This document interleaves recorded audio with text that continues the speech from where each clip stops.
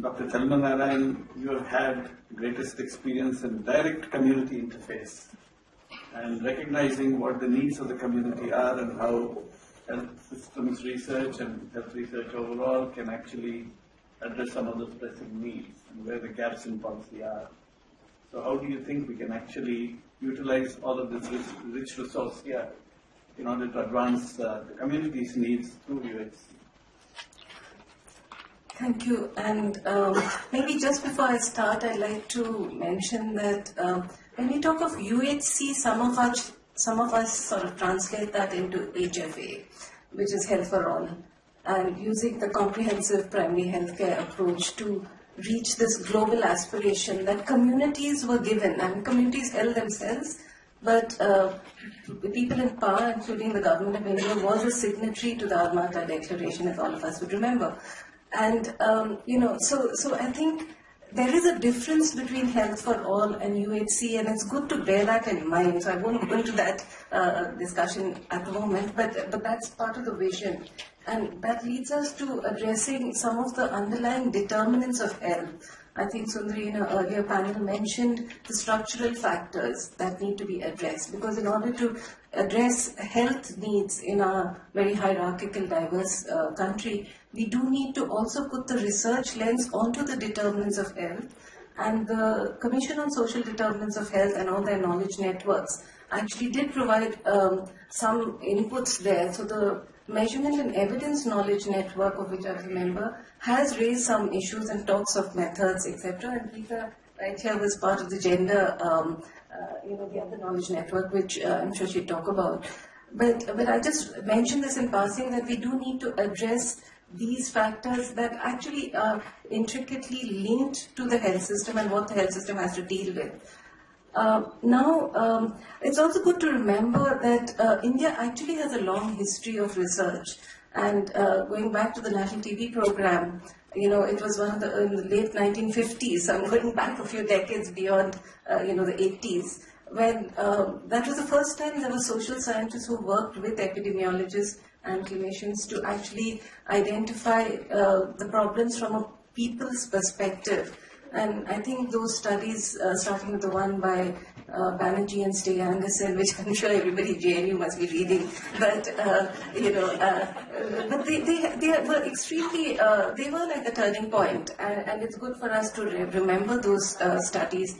There have been many other studies, and I think if there's a repository of this sort of knowledge that exists in the country in the diverse fields, it would be very good as training material, but also for us as a reference point. There's something that I was involved with in the Karnataka Task Force on Health and Family Welfare.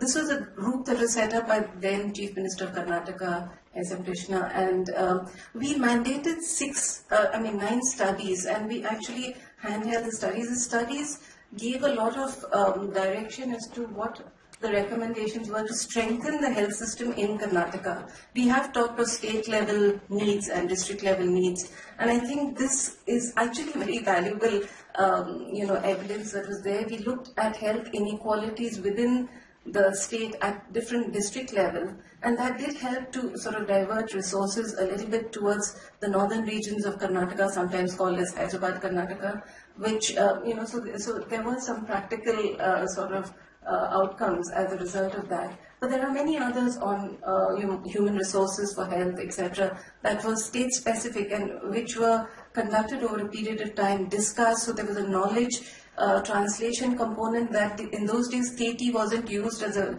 term, but there was something called the Higher Implementation Committee after the task force, and how we could merge the state level policies with the national level policies, etc. So there's that whole experience and body of knowledge that is existing. There are many others as well. There's another inter-country study on, on comprehensive primary health care, looking at various aspects, including the training of community health workers. There were studies which evaluated the Jan Swasthya Rakshak scheme of the Madhya Pradesh government, which then led to the formulation of the Mithanin program. Then there was an evaluation of the Mithanin program, which led to the ASHA program. So India has a tradition of actually using research to inform policy as well as practice, and also social process. But there are, I think when you look at the pathways ahead, one thing is sure, we need more resources. There's definitely a need for funding, and I think the point you raised about the amount of money in tax evasion,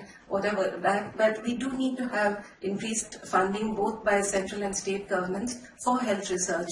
The platform that's being developed currently with PHFI's nodal agency, with Kabir and team, I think is a very important space for developing younger researchers and networking them, and perhaps our suggestion over the past 2 days is also to provide some hand-holding and maybe initiating studies in which these young researchers can be part of. And so overall, we need to have a longer-term perspective of about 5 to 10 years so the young trees can grow, and be nurtured.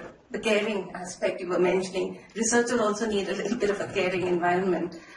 So the human resource aspect, the platform that was discussed earlier, I'd just like to mention that we need to also consider AYUSH when we are, I know there has been some work on it, but not sufficient. And this needs to be taken much further. We need to look at local health traditions. They're part of our system. They serve a huge need. And I think barring Kerala, which has done remarkable work in terms of the, preserving the Ayurvedic tradition there, but there are other systems in the country, whether it's Siddha, Unani, all the other systems, including the Tibetan medicine, is something that needs more investment, and there's need for cross-fertilization of ideas. So I think the methodology aspect, there are many new methods that are developing, and I think these platforms that are in the making will help to use many of the methodologies that are there. So thank you.